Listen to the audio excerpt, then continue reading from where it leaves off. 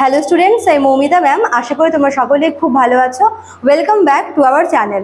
আজকে আমি তোমাদের 4th সেমিস্টার এমডিসির কনস্টিটিউশনাল ল থেকে আর্টিকেল 15 পড়াবো। আর্টিকেল 15 হচ্ছে, এটা কিন্তু একটা ফান্ডামেন্টাল রাইটসের মধ্যে পড়ে এবং এটা হচ্ছে তোমার যে কনস্টিটিউশনের আমাদের যে 6টা মৌলিক অধিকার রয়েছে, ফান্ডামেন্টাল রাইটস, তার মধ্যে একটি খুব ইম্পর্টেন্ট আর্টিকেল 15। ঠিক আছে, চলো দেরি না করে শুরু করে দিই আজকের ক্লাসটা।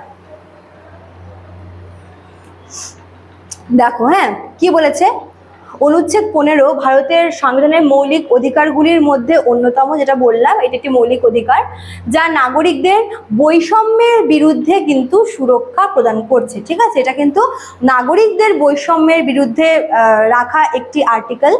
এখানে কি বলা হয়? এখানে বলা হয় যে ভারতীয় রাষ্ট্র কোনো নাগরিকের সঙ্গে ধর্ম, জাতি, জাতপাত, লিঙ্গ বা জন্মস্থান ভিত্তিক বৈষম্য করতে পারবে না। অর্থাৎ ধর্মগত, জাতিগত, জাতপাতগত, লিঙ্গগত এবং জন্মস্থান ভিত্তিক এই সমস্ত বৈষম্য করা চলবে না। ভারতের রাষ্ট্রের সমস্ত নাগরিককে সমানভাবে ট্রিট করা হবে। ঠিক আছে, দেখো এর ভাষ্যমতে কি বলা হয়েছে? রাষ্ট্র কোনো নাগরিকের প্রতি কেবলমাত্র ধর্ম, জাতি, জাতপাত, লিঙ্গ এবং জন্মস্থানের জনিত কারণে বৈষম্য করতে পারবে না। এটি আইনের দৃষ্টিতে সমতার একটি পরিপূর্ণ ব্যাখ্যা বলতে পারো, যেটা তোমাদের আমি এর আগের ক্লাসে পড়িয়েছিলাম। যেটা হচ্ছে এই আইনের দৃষ্টিতে সমতা, এটা হচ্ছে আর্টিকেল 14-এ ছিল। তো তার একটা পরিপূর্ণ ব্যাখ্যা বলতে পারো এই আর্টিকেল 15। ঠিক আছে, আচ্ছা দেখো এখানে বলেছে যে আর্টিকেল 14 আমরা এটা পড়েছিলাম। ঠিক আছে, তো আর্টিকেল 14-এর একটি পরিপূর্ণ ব্যাখ্যা, এটা কমপ্লিট অ্যানালাইসিস বলতে পারো, যেটা হচ্ছে আর্টিকেল 15-এ রয়েছে। আচ্ছা, তারপরে দেখো এর প্রধান দিকগুলি কি কি আমরা দেখব। ফার্স্ট কি বলেছে? ধারা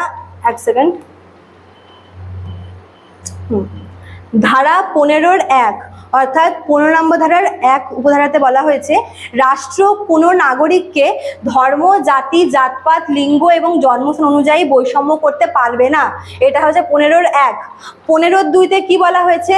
কোনো নাগরিককে দোকান, হোটেল বা পাবলিক রেস্টুরেন্ট বা সরকারি অর্থে পরিচালিত কোনো শিক্ষা বা বিনোদন স্থলে প্রবেশ বা ব্যবহার করতে বাধা দেওয়া যাবে না। ভারতের যে কোনো নাগরিক সে ইচ্ছা মতো যে কোনো সে হচ্ছে পেশা গ্রহণ করতে পারে। সে তার নিজস্ব হোটেল, দোকান বা রেস্টুরেন্ট বলতে পারো, বা সে সরকারের থেকে টাকা লোন নিয়ে কোনো এডুকেশনাল সেন্টার বা কোনো বিনোদন স্থল তৈরি করতে পারে, সেখানে ব্যবহার করতে পারে, সেখানে প্রবেশ করতে পারে। এক্ষেত্রে সরকার কিন্তু কোনো রকমের বাধা প্রয়োগ করতে পারবে না। আর্টিকেল 15-3-এ কি বলেছে? দেখো এটা হচ্ছে বেসিক্যালি রয়েছে নারী এবং শিশুদের জন্য। এখানে নারী এবং শিশুদের জন্য বিশেষ ব্যবস্থা গ্রহণ করা হয়েছে। এখানে বলা হয়েছে যে নারীদের জন্য, নারীদের ক্ষমতায়, নারীদের উচ্চশিক্ষা, নারীদের চাকরি করা, এই সমস্ত কিছুর জন্য একটি গুরুত্বপূর্ণ পদক্ষেপ নেওয়া হয়েছে। 15-4-এ বলা হয়েছে রাষ্ট্র কি করবে? সামাজিকভাবে এবং শিক্ষাগতভাবে, মনে রাখবে, সামাজিক এবং শিক্ষাগতভাবে যে পিছিয়ে পড়া যে শ্রেণী রয়েছে, অনগ্রসর শ্রেণী বা ব্যাকওয়ার্ড ক্লাস, এছাড়াও কি তপশিল জাতি শিডিউল কাস্ট এবং উপজাতি শিডিউল ট্রাইব। ঠিক আছে, শিডিউল কাস্ট, শিডিউল ট্রাইব এবং ব্যাকওয়ার্ড ক্লাস, এদের জন্য কি করবে? বিশেষ ব্যবস্থা গ্রহণ করতে পারবে, যেরকম সংরক্ষণ বা যেটাকে আমরা বলি রিজার্ভেশন। সেটা স্কুলে হোক, শিক্ষাক্ষেত্রে হোক, সরকারি চাকরি ক্ষেত্রে হোক, বা কোনো হচ্ছে অ্যাডমিনিস্ট্রেটিভ পোস্টের ক্ষেত্রেই হোক না কেন। ঠিক আছে, দেখো 15-5-এ কি বলেছে? বেসরকারি যে শিক্ষা প্রতিষ্ঠানগুলো আছে, প্রাইভেট স্কুলগুলো রয়েছে বা প্রাইভেট কলেজ বলতে পারো, সেখানে এই পিছিয়ে পড়া জাতিদের জন্য কি সংরক্ষণ বা রিজার্ভেশনের ব্যবস্থা করা যেতে পারে। এবং এখানে হচ্ছে ধর্মীয় সংস্থা, কিছু ধর্মীয় সংস্থা আছে যেখানে পার্টিকুলার কোনো পার্টিকুলার ধর্মের মানুষেরাই সেখানে যেতে পারে। তো এগুলো বাদ দিয়ে বাকি বেসরকারি শিক্ষা প্রতিষ্ঠানে কিন্তু এই অনগ্রসর জাতিরা সংরক্ষণ পাবে। ঠিক আছে, আচ্ছা দেখো লাস্ট একদম উপসংহারে কি বলেছে?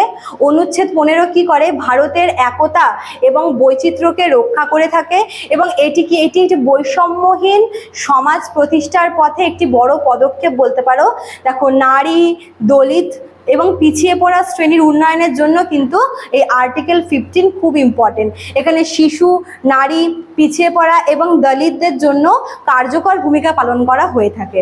ঠিক আছে, তো এই ছিল তোমাদের আজকের ক্লাসটা। দেখো শেষে দুটো নাম্বার দেখতে পাবে, এই দুটো নাম্বার আমাদের সেন্টারের হেল্পলাইন নাম্বার। যারা আমাদের কাছে অনলাইনে পড়তে চাইছো তারা যে কোনো একটা নাম্বারে আমাদের সঙ্গে যোগাযোগ করে নিতে পারো। চলো আজকে এতটুকুই থাকলো, দেখা হচ্ছে নেক্সট ক্লাসে। Thank you.